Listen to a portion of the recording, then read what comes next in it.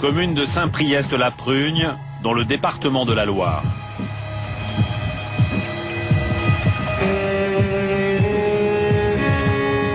Dans la semaine, Arlette Mossan est tailleuse de pierre.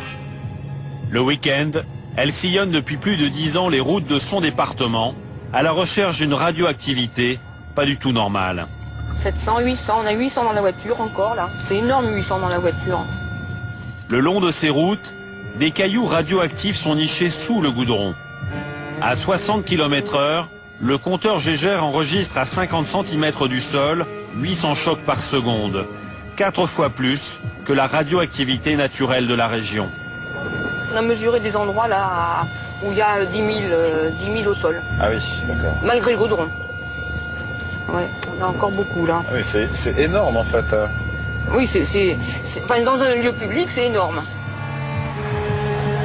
Quand Arlette détecte un point très radioactif, elle s'arrête pour préciser ses mesures. Comme ici, en plein cœur du village de la Prugne.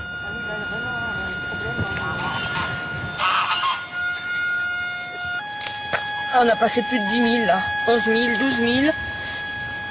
12 plus 3, ça veut dire 12 000.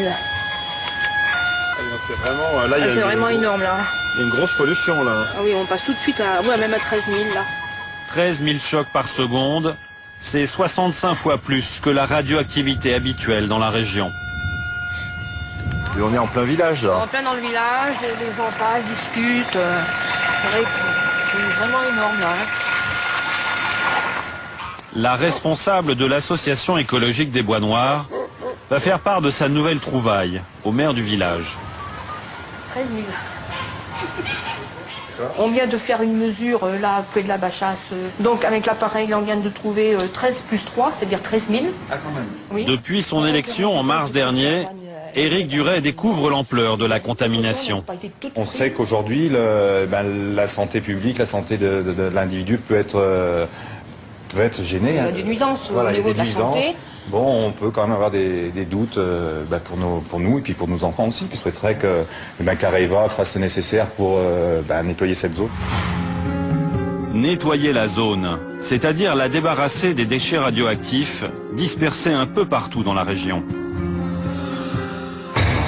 À quelques kilomètres de là, le CEA, puis l'entreprise Cogema, ont en effet exploité pendant 25 ans une mine d'uranium qui a généré des millions de tonnes de cailloux radioactifs, nommés stériles. Les stériles, ce sont ces pierres rejetées par cette machine et dont la teneur est trop faible en uranium pour l'industrie nucléaire. Mais elles sont toujours radioactives. Jusqu'en 1980, ce déchet inutile pour la Cogema a été une aubaine pour le département.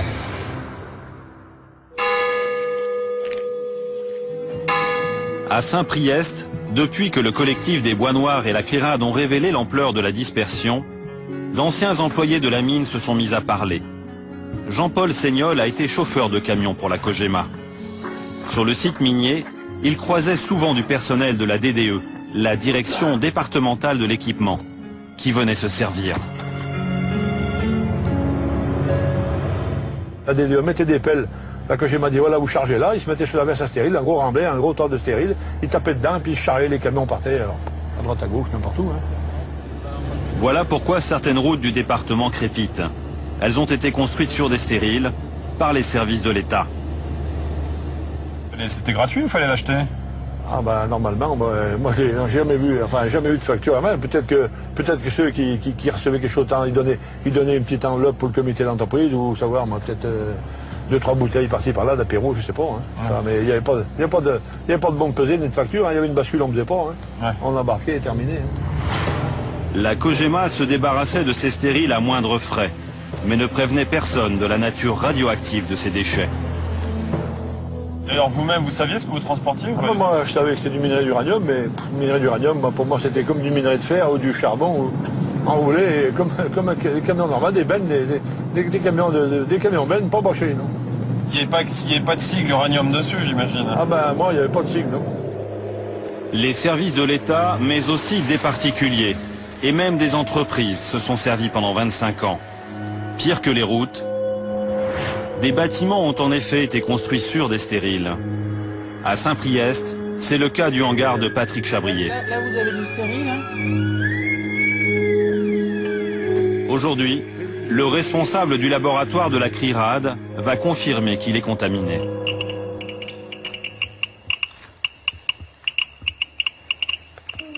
« 1,5 microsievert par heure.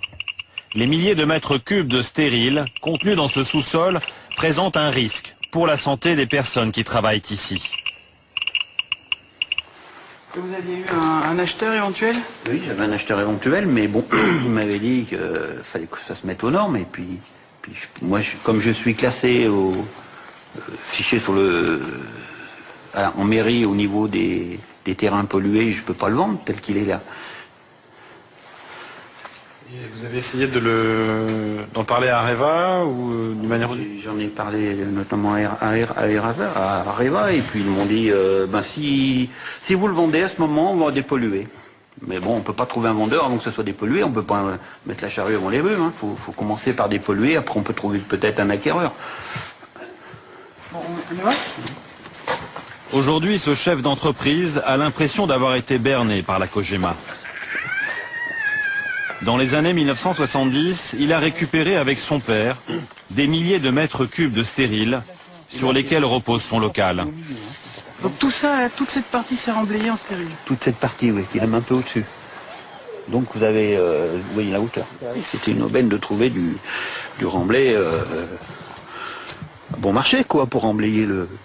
Sinon, je me demande si ça aurait été possible de le faire autrement, de remblayer un truc comme ça. Et Areva le vendait ou le donnait?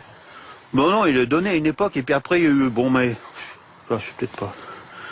On avait peut-être, après il fallait donner un petit quelque chose à la fin, mais bon, disons que c'était pas cher relativement pour du remblai, c'est vrai. Bon, si on avait su ça, on n'aurait pas été le chercher. Hein. Comme Patrick Chabrier, de nombreux habitants regrettent d'avoir accepté les largesses de la COGEMA.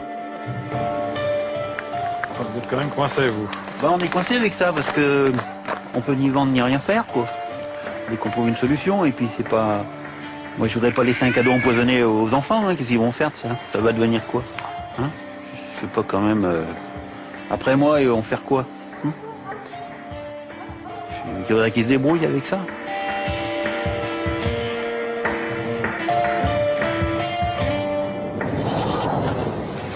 Après sa journée de recherche, Arlette Mossan va mettre à jour sa carte radioactive. Un nouveau point rouge pour un nouveau point contaminé. Un de plus parmi les 80 sites qu'elle a répertoriés en 10 ans.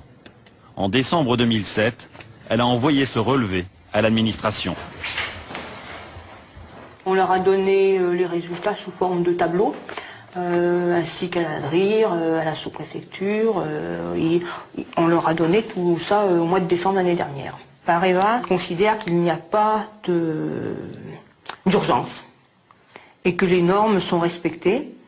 Voilà. Et nous, on considère qu'il y a quand même des valeurs qui sont très importantes par rapport à la valeur naturelle.